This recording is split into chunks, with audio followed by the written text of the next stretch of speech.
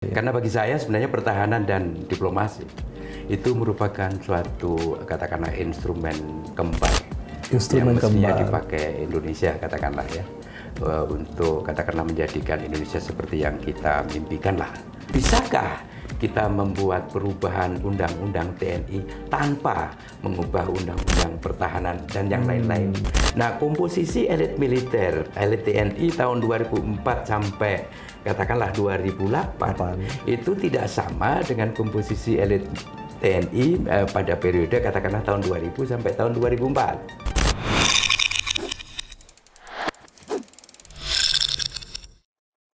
Oke, halo kawan Setara, jumpa lagi di YouTube Setara di Bincang-Bincang HAM.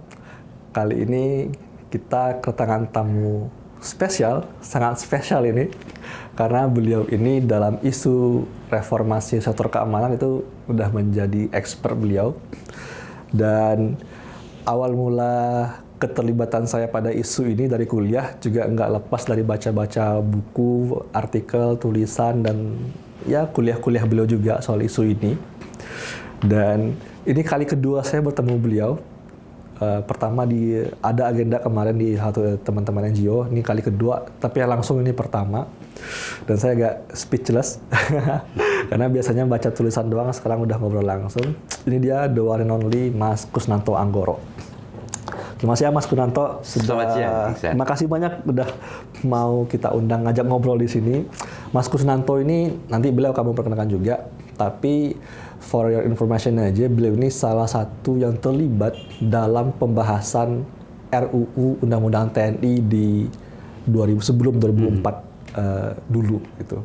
Nah, sekarang kita akan berbincang banyak juga karena teman-teman tahu beberapa waktu terakhir pembahasan revisi Undang-Undang TNI itu juga masif lagi terdengar, tapi sampai sebelum kita membahas itu kita mungkin perlu refleksi dulu, mumpung ada Mas Kusnanto, gimana dulu ceritanya bisa seperti itu. Tapi mungkin sebelum kita ke sana, boleh Mas Kusnanto ini. Mas Kusnanto itu sekarang lagi sibuk apa, Mas? Karena misterius sekali ini, saya pun nggak tahu gitu. Iya, sebenarnya hanya mengamati saja saya kira ya tentang sejumlah perkembangan yang terjadi di Republik ini. Tentu salah satu diantaranya adalah dinamika yang terjadi di lingkungan TNI dan Kementerian Pertahanan. Ini kan merupakan sesuatu hobi saya sejak lama, kurang lebih begitu, karena bahkan sebenarnya jauh sebelum tahun 2004 Undang-Undang TNI. Oh iya. Bahkan beberapa saat sebelum runtuhnya Orde Baru tahun 98 itu saya sudah kerap kali datang ke lingkungan TNI di Mabes seperti itu ya. Membicarakan banyak hal, termasuk waktu itu malah menyusun stratifikasi doktrin. Lalu kemudian setelah itu sebenarnya mulai berbicara tentang Undang-Undang Keamanan Nasional pada waktu itu yang kemudian pernah muncul tahun 99 pada masa sebelum Pak Habibie ya, Undang-Undang Keamanan itu sebelum Undang-Undang TNI juga. Iya, jauh itu 5 tahun sebelum Undang-Undang TNI. Lalu Undang-Undang Pertahanan yang resminya tahun 2002, ya 2002. Itu sebenarnya sudah mulai dibicarakan tahun 99. Pada waktu itu sebenarnya lebih banyak bicara dalam konteks paradigma baru TNI, kurang lebih begitulah. Jadi itu hobi lama ya. Hobinya udah ke Mabes TNI pembahasan. Dan dalam beberapa hal juga seringkali masih ada kesempatan untuk mengajar di sekolah staf komando, kira-kira begitu. Itu juga pekerjaan lama karena sudah saya mulai tahun-tahun 86 atau 87 sebenarnya ya. Agak longgar waktu saya pergi ke luar negeri sampai tahun 94, tapi kemudian mulai lagi.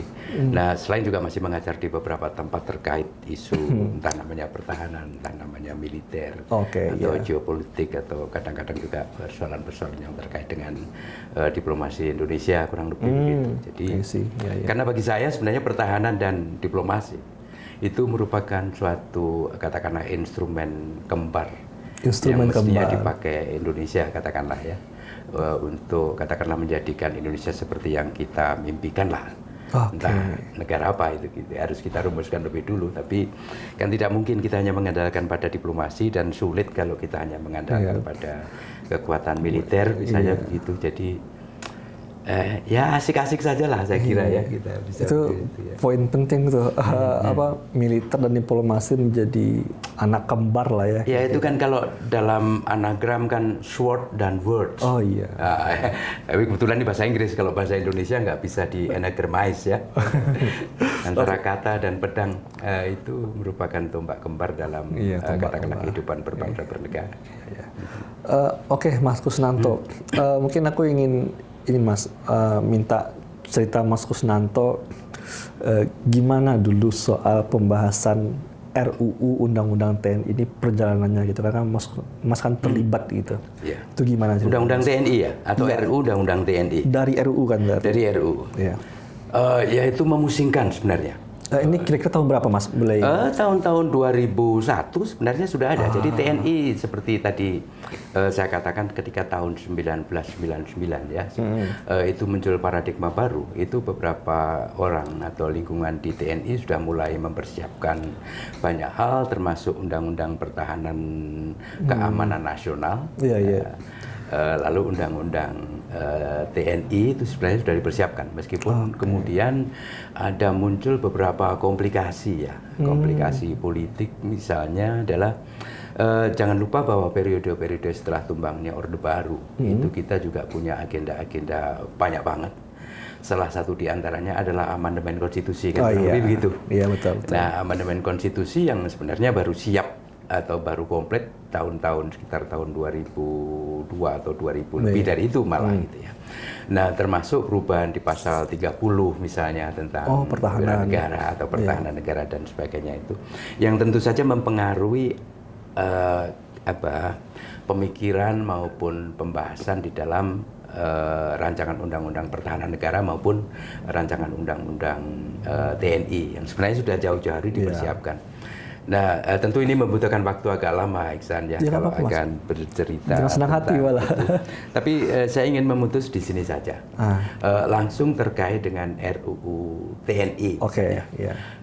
Yang secara resmi dibicarakan saya kira mulai tahun 2002 setelah Undang-Undang Pertahanan Negara itu diterima oleh Dewan Perwakilan Rakyat sebagai undang-undang. Nah itu kurang lebih bulan Oktober tahun 2002 itu kan Undang-Undang Pertahanan Negara itu menjadi Undang-Undang Nomor 3 tahun 2002.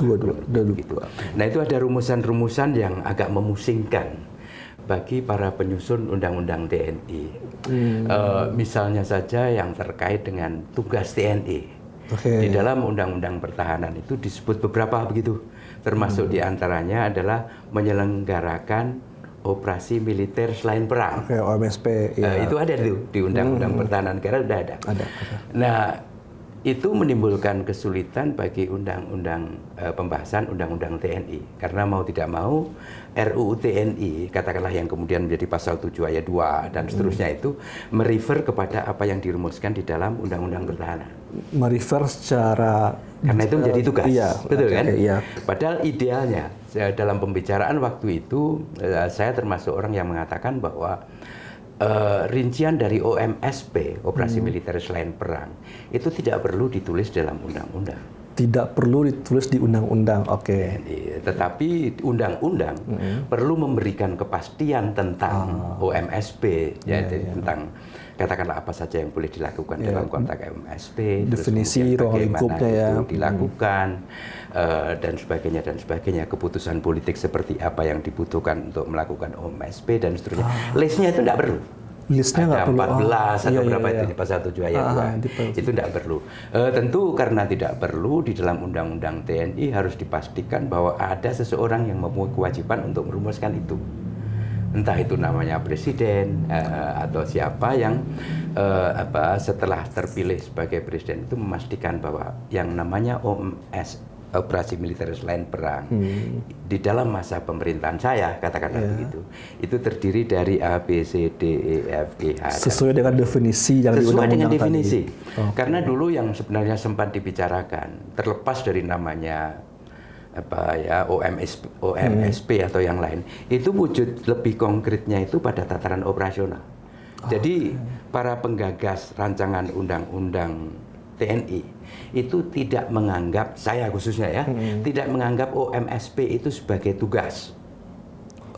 OMSP adalah mode of operations.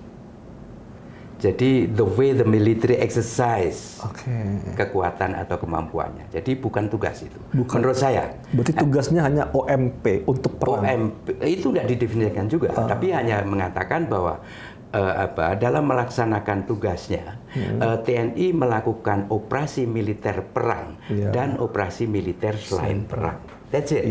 Lalu ada penjelasan berikutnya, misalnya OMP itu seperti apa, OMSP itu seperti apa. Tapi tidak ada detail-detail itu, gitu ya. Di dalam undang-undang, gitu ya, di dalam undang-undang. Asumsinya seperti tadi, bahwa karena Indonesia itu masih akan hidup dalam jangka panjang dan bentuk-bentuk operasi militer perang maupun operasi militer bukan perang itu akan bisa berubah, maka kemudian tidak perlu ada list. Tapi yang perlu adalah memastikan tentang bagaimana operasi militer perang maupun operasi militer selain perang itu dilakukan. Jadi sekali lagi, operasi militer perang dan operasi militer selain perang itu adalah modalitas operasi, cara operasi, bukan tugas. Tapi para penyusun rancangan undang-undang TNI tidak bisa berbuat begitu, karena di dalam Undang-Undang Pertahanan Negara pasal 7 atau pasal 10 itu disebut bahwa tugas TNI antara lain adalah melakukan operasi militer selain perang. Nah, ini yang sebenarnya disjunction atau tidak nyambung antara Undang-Undang Pertahanan Negara dengan Undang-Undang TNI. Akibatnya sampai sekarang kurang lebih begitu. Banyak yang risau tentang kenapa ada daftar dan sebagainya itu. Sebenarnya saya yakin bahwa tanpa daftar juga bisa. Saya tidak mengatakan bahwa tanpa pengaturan ya, karena tentu harus ada pengaturan yang pasti, harus dipastikan ABCD segala macam itu.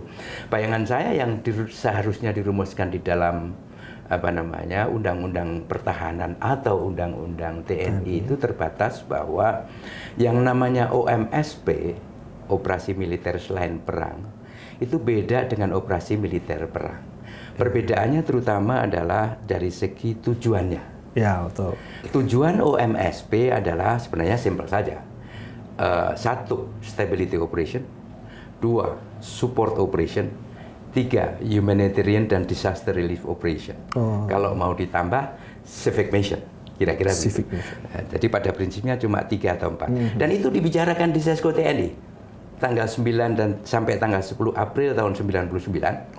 Dan kemudian diulangi lagi bulan Mei atau bulan Juni tahun 99. Cuma gagasan itu tidak sempat terakomodasi karena komplikasi yang tadi saya sebut di Undang-Undang Pertahanan maupun Undang-Undang TNI. Waktu itu Pak Presiden Yudhoyono itu masih menjadi Kasaspol.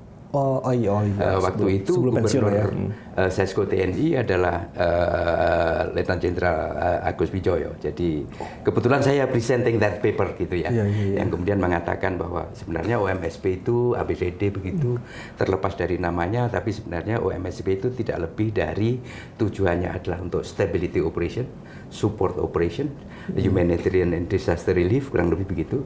Lalu yang keempat paling civic mission, kan kurang lebih begitu. Ya Mas, dari empat itu kemudian kenapa bisa berkembang sampai banyak beberapa poin dalam OMSP, Mas? Nah, itu sebenarnya kekeliruan teknis saja, dalam artian jangan lupa bahwa Undang-Undang TNI itu juga dibuat dalam keadaan terburu-buru ya, terutama pada masa-masa akhir tahun 2004. Dari segi waktu berarti ya? Dari segi waktu, karena sebenarnya kan kalau di publik misalnya, itu pembahasan terakhir di level KL atau Interdep, itu kurang lebih bulan Maret tahun 2004.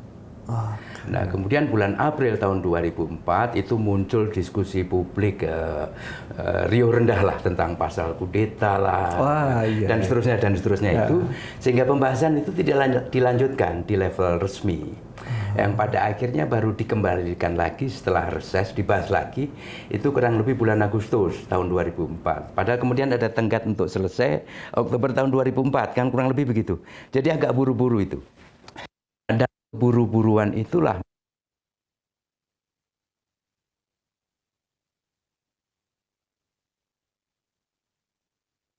pilih saja mana yang kira-kira perlu, kurang lebih begitu ya.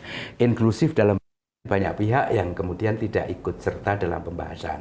Oke. Termasuk saya tidak ikut di dalam undang-undang TNI, RUU TNI itu antara bulan akhir Maret sampai Oktober. Saya sama sekali tidak lagi ikut itu. Ya, jadi maka kemudian muncul pasal 7 ayat 2 ada daftar 1 sampai 14 dan seterusnya itu sebenarnya kan tidak ada yang baru. Termasuk jabatan sipil juga ya kan? Kenapa? Jabatan sipil kan juga ada list KL-nya. Ya, itu termasuk, itu enggak dibicarakan itu, tapi ya itu kan semua merupakan apa yang sudah dilakukan saja. Misalnya di pasal 7 ayat 2 juga isinya itu kan terus jadi didaftar saja dan tidak banyak yang tahu kalau sebenarnya daftar itu dibuat tanpa bicara sama sekali, tapi dibuat oleh sekretariat di Kementerian Pertahanan. Tanpa dibicarakan jadi sama tanpa sekali dibicarakan dalam gimana? forum ya. Lalu sekretariat kan risk taking lah, nggak keliru lah kalau seandainya mereka ya memasukkan beberapa hal yang selama ini sudah dilakukan kan kira-kira. Jadi itu bisa benar bisa salah. Based on experience ketika itu. Tapi nyatanya kemudian itu tidak terlalu menjadi persoalan ketika dibicarakan di Dewan Perwakilan Rakyat dalam periode antara bulan April sampai bulan Oktober tahun 2004. Kenapa begitu? Karena kecemasan masyarakat sipil pada waktu itu yang banyak memberikan supply, katakanlah pandangan ke Dewan Perwakilan Rakyat pada waktu itu, Komisi 1 lebih risau tentang pasal 76, yaitu tentang bisnis militer. Jadi ini kan gitu ya, problemnya itu agak ribet gitu. Dan karena ruang dan waktu itu terbatas, jadi kerap kali kita memang tidak bisa membicarakan banyak hal. Saya tidak mengatakan ada trade off antara pasal 7 ayat 2 yang jumlahnya 14 dengan pasal 76 yang isinya adalah tentang tenggat masa akhir penghapusan bisnis militer tahun 2009, 5 tahun setelah undang-undang itu berlaku. Tidak ada kayak begitu, tapi cuma tidak sempat saja itu dibicarakan secara lebih mendalam. Posisi saya sendiri simpel saja, yaitu pasal 7 ayat 2 itu tidak perlu di dalam bentuk list seperti itu. Tapi oleh masing-masing presiden tuh memberikan. Cuma ini susah karena akan menimbulkan pertanyaan yang mudah-mudahan nanti kita ada waktu untuk membahas. Misalnya, bisakah kita membuat perubahan undang-undang TNI tanpa mengubah undang-undang pertahanan dan yang lain-lain? Ini terlepas dari agenda apa yang ada sekarang, tapi menurut saya itu agak susah. Saya tertarik ini, Mas. Kan ketika itu pembahasan RUU TNI itu yang pasca Orde Baru terutama ya, kan mungkin barangkali kita menyebutnya kondisi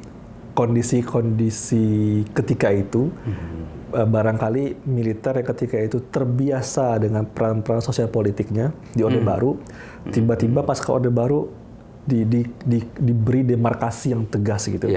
Nah, kondisi ketika itu apakah benar-benar militer ketika itu sudah menerima itu atau bagaimana dinamika? Tergantung siapa militer yang dimaksud, karena ini kan ada perbedaan antara di level elit militer misalnya atau di level katakanlah militer secara umum. Kalau militer secara umum yang bukan elit katakanlah atau yang tidak terlibat di dalam policy making process itu kan sampai sekarang juga bingung-bingung aja kurang lebih begitu, tidak cukup well informed tentang apa yang sebenarnya terjadi.